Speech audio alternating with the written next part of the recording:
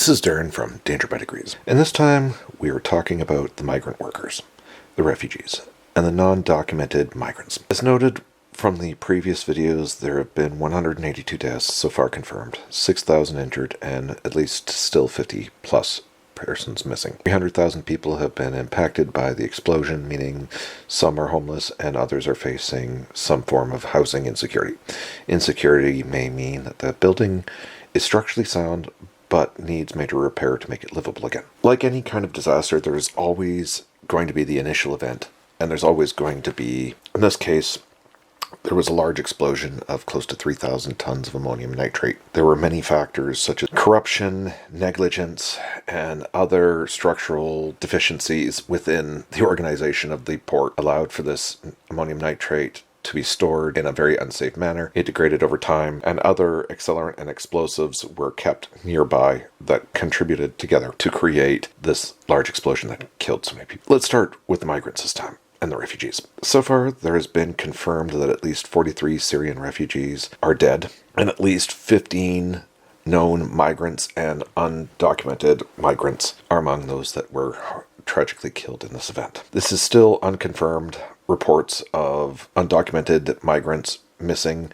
and possibly dead. Due to the nature of these people being undocumented, there could be anywhere from, say, 20 to hundreds of people who are still missing, but because no one even knows that they exist, no one will ever really truly know if they are hurt, missing, or dead. Migrants, refugees, and non-documented nationals come from Syria, Ethiopia, Bangladesh, Sudan, Kenya, and many other countries. Most people who come from abroad do not speak the local language, in this case it's mostly Arabic, but it can also be French. They do not have the ability, if you will, to create a stable foundation for themselves in Lebanon. That basically leaves these persons at the mercy of either their employers or from. What you're looking at is a great sense of insecurity for those who have made Lebanon their temporary home, or those who made Lebanon their home because they've got nowhere else to go. They do not have the protection of the Lebanese citizenship or the laws that govern those persons of Lebanese nationality. They are, generally speaking, these people are some of the most vulnerable in Lebanese society. Basically, they can be taken advantage of by those who provide the money to them, their employers. The current economic difficulties facing Lebanon has hit the migrants harder than most. Their incomes have been cut in half due to inflation and devaluation of the currency. And with less value to their earnings, they're unable to either send money back home, or they're basically they only have enough money to effectively survive on their own. Since they need the money that they make just to live, many are forced to live, say, in shared housing or in substandard housing. And hence, where the blast happened, this is double hit the migrants as well, because many of the areas that were nearest the ports was also where most of the lower income and, shall we say, the most economically disadvantaged were living. And so that's why the 2 to 3 neighborhoods that surround within the first 4 kilometers where the blast happened was so full of migrants, refugees, and undocumented. So now that you've added these events of August 4th, the highest concentration of migrants, therefore, was within that 4 kilometer zone around where the blast happened. This makes the situation even worse now. They are facing homelessness or are homeless. They have lost their income or their jobs with the port out of service. Many of those, and generally, basically, speaking of society as a whole, because so many people are no longer able to have money themselves, a lot of the low-end jobs such as window washers, gas service or gas station attendants, and people who work as domestic help in people's homes, well, because their employers can't really afford to pay them anymore, they are now hit by both this blast that's taken away their homes. This blast has also further damaged the economy even greater, so that even more people basically are out of work. The problem has now become that many who are, say, legally in Lebanon, they want to return home. But the problem is, because of the Lebanese system of patronage, if you will, because of the way that the documented migrant situation, or shall we say the work sponsorship situation, occurs in Lebanon, this system allows for the employers to effectively take the passports, take the transit papers from the migrants themselves, and effectively these people are now at the whim and the mercy of their employers. What's ended up happening is that many people have just been thrown out. They are literally dumped in front of their national embassy and left to fend for themselves. It's gotten so bad, for instance, that many Kenyan women are camped outside the Kenyan embassy, demanding and begging and protesting their government to help them come home. Similar protests are happening, for instance, at the Gabon embassy in the same neighborhood.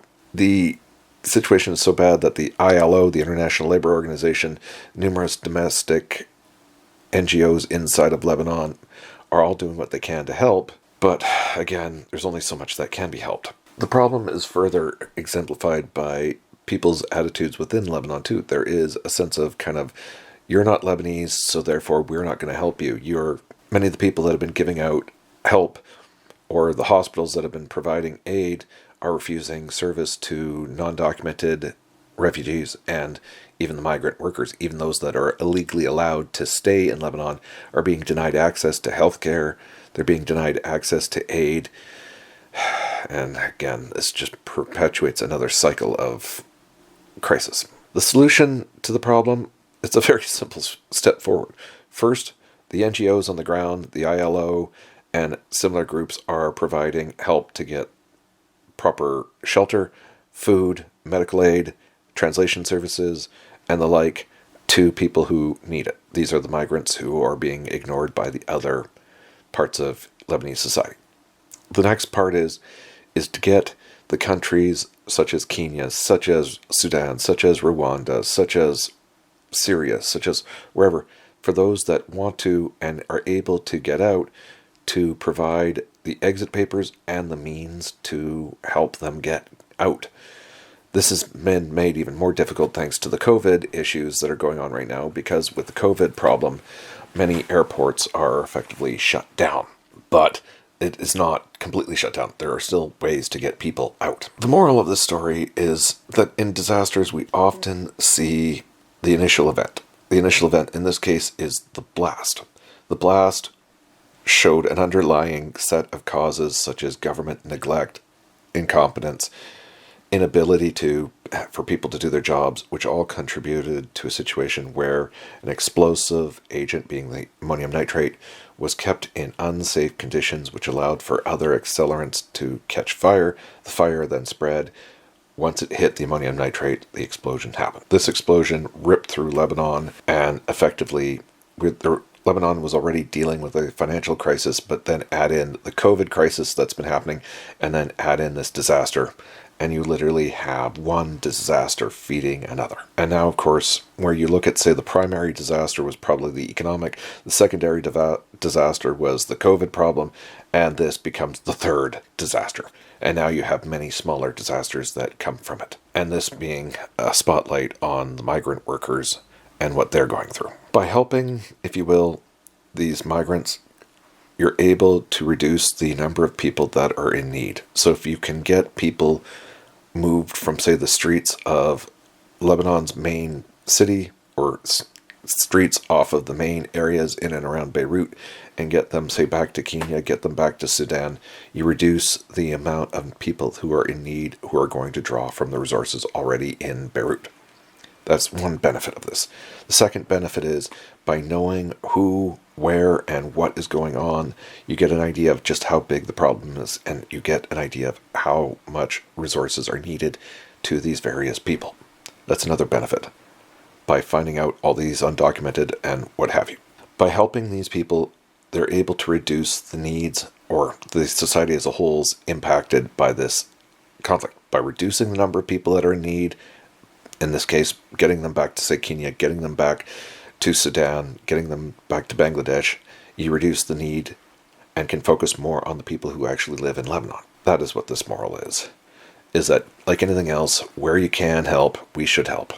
And where resources can be allocated to help at least evac people out of situations that they're in, can maybe help them when they get back home to Bangladesh or Sudan to get themselves better ahead back home. This is Darren, and you're with Danger by Degrees. We have one more episode in the Beirut series to be released, and this video that will be released is going to be probably about 3 parts. One, it'll be kind of a recap of kind of just explaining what has happened. The second is a preliminary kind of analysis of possible causes and where and what and how this disaster happened.